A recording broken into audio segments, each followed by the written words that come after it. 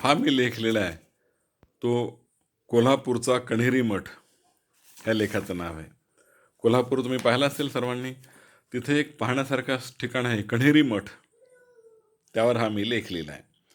प्रत्येक शहरामध्ये काही ना काही पाहण्याजोगी ठिकाणे असतातच. कोल्हापूरचा कण्हेरी मठ त्यातलाच एक. आम्ही त्या ठिकाणी गेलो. फक्त मठच पाहायचा असेल तर ₹120 तिकीट आणि त्यासोबत हॉरर हाऊस, मिरर हाऊस सर्वच पाहायचे असेल तर ₹220 तिकीट पर हेड असं होतं.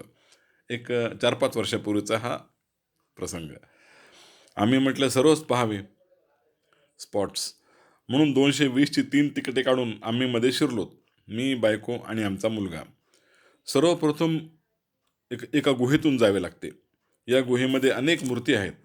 वाल्मिक, व्यास, वशिष्ठ वगैरे ऋषी, मुनी, तपस्वी, गुरु, शिष्य, राम, सीता, हनुमान इत्यादी देवदेवी, चाणक्य, हर्षवर्धन वगैरे महान व्यक्ती, जंगले, पर्णकुटी वगैरे वगैरे सर्व काही अगदी जिवंत वाटावे अशा मूर्ती, पुतळे, कलाकृती त्यात आहेत.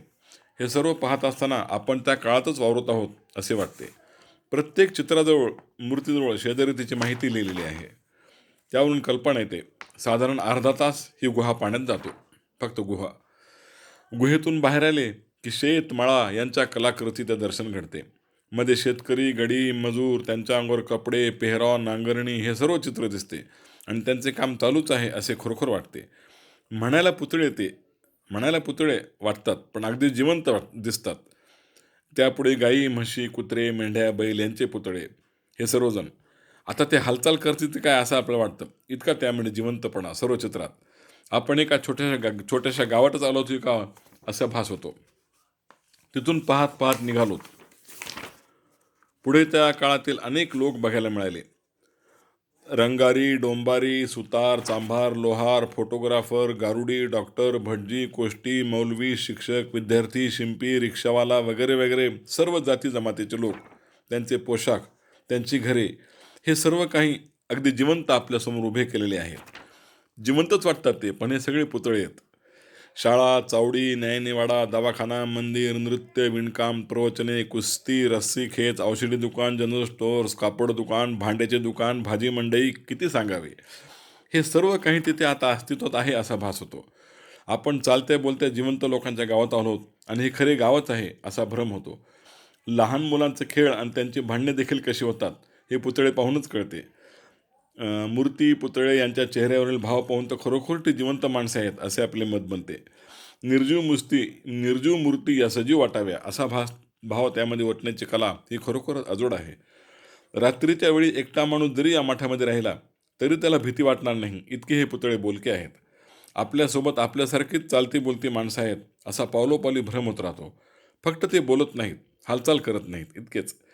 एका ठिकाणी तर मला एक पहारेकरीच दिसला, अगदी हुबेहूब माणूस.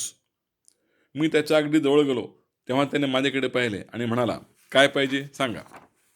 त्याचा प्रश्न ऐकल्यानंतर मला कळालं की हा खरोखर जिवंत माणूस आहे, पुतळा नाही. म्हणजे पहा किती म्हणजे प्रभावी ते करणं. मी घाबरून पुढे पळालो.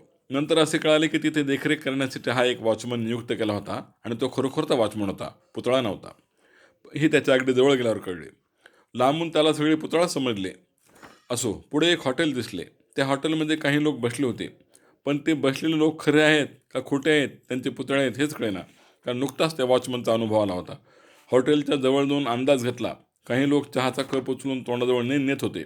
त्यावरून ते पुतळे नाहीत, खरोखरचे लोक आहेत याची खात्री पटली आणि मग आम्ही आतमध्ये जाऊन चहा पिला. असो, रस्त्याच्या मध्ये बाण दाखवले आहेत. त्या दिशेने जावे लागते म्हणजे बिनचूक बाहेर येता येते. पंढरपूरच्या कैकाडे महाराजांचा मठ असाच आहे. फक्त तो गुहेमधून पाहावा लागतो आणि हा मठ मात्र पूर्ण आतमध्ये ओपन एअर असल्यासारखा वाटतो. या मठातून बाहेर आल्यानंतर आम्ही खऱ्या माणसांच्या जगात आलो. बाजूच्या इमारतीमध्ये हॉरर हाऊस दिसले. त्या हॉरर हाऊसमध्ये आम्ही शिरलो. मध्ये नाही म्हणलं तरी भूतांची थोडी भीती वाटतेच. झोपलेले भूत एकदम उठून अंगावर धावून येते. कोपऱ्यात बसलेले भूत एकदम चिरकते. काही भूते हात पुढे करून आपल्या धरल्यासारखे करतात. पण हा सर्व आभास असतो, इल्युजन. आम्ही तिघेजण एकमेकाचा हात धरून हळूहळू त्या भूत महालातून पुढे पुढे जात होतो. बायको तर एकाही भूताकडे बघत नव्हती. कधी एकदा इथून बाहेर पडतो असं तिला झालं होतं. मग ते ते सगळं संपल्यानंतर आम्ही मिरर हाऊस बघितले. मिरर हाऊस तिथे आतमध्ये अनेक प्रकारचे आरसे असतात. आपल्याच प्रतिमा पाहून आपणास हसू येते. बुटके, लंबू, उलटे, काटकोळे, ढेरपोटे, वाळकुंद्रे असे असे असे अनेक मी आपल्याला दिसतात. ते पाहून भूतांची भीती एकदम निघून गेली आणि आम्ही खूप हसू लागलो. असो, त्यानंतर त्याच ठिकाणी आरशांची एक खोली होती. आरशांची खोली, भूल भुलैया. त्याच्यामध्ये आम्ही शिरलोत.